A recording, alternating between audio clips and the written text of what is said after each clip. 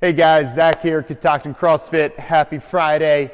I'm going to take you through the day's agenda. We got 3 pieces on the board today, definitely more lower body driven. We're going to start out with a nice, pretty fun leg complex. So format for it is every 3 minutes for 5 rounds today, I want you to go through 8 reverse step lunges, 8 dumbbell front squats, and then 10 to 15 glute bridges.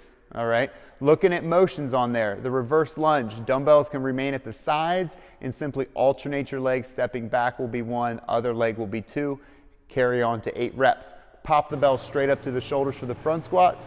Keep them locked out up top, and we'll go through 8 dumbbell squats. Okay, for the bridge work, find the ground, use a pillow or some support underneath the tailbone if you need, and we'll scoop the hips if you watch the video, pressing through the flat of your foot, drive the hips up away from the ground. If you want to add load to this, please experiment with a dumbbell or a loaded object on your waist for the glute bridges, but 10 to 15 reps. Be slow and deliberate initially, feel what's working, feel the intention behind it, and then as you build competency, you can increase load and maybe fall in some of those lower rep ranges. All right, that should yield a little bit of rest though, and I want you to increase load as you go. My barbell folks out there, this becomes, I'm going to argue, exponentially harder with a barbell. So same complex, I want the bar on the back rack. We'll go through 8 reverse step lunges immediately into 8 back squats, and then drop down to the ground and go through 10 to 15 glute bridges. All right, and for the glute bridge, instead of unloading your bar to add it for it, maybe you stay body weight for this one, or if you have an extra dumbbell or kettlebell at the house, you can use that for your bridges. But same concept, climb weight throughout. Okay. Number 2 for the day, our conditioning piece.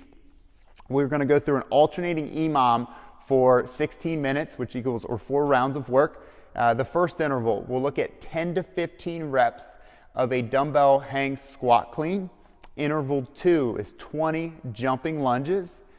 Interval 3, 10 to 15 of a double dumbbell sumo deadlift. And interval 4, we'll finish with 45 seconds of a bird dog plank. All right, real quick on intent and movements with them.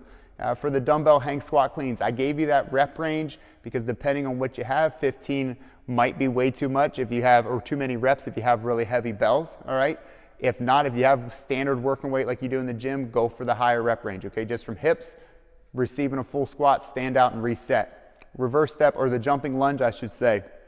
I'm interested in continuously jumping or pogoing off of the feet and reversing or switching your stance every lunge.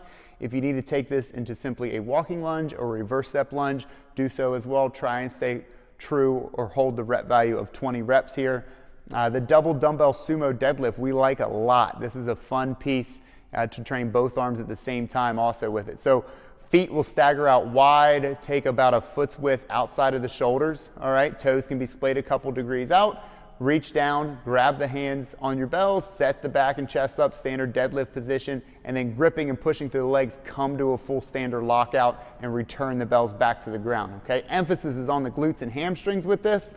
Don't overthink it, and if anything, I want you to err on the side of caution and narrow your stance as needed for this. And the bird dog plank, as you can see in the demonstration, start in a high plank, let the feet be a little bit wider than your shoulders, and through a controlled or bracing breath, lift opposite arm, opposite leg, show some control, reset to the ground, lift to the opposing side or the opposite arm, opposite leg. All right, barbell options.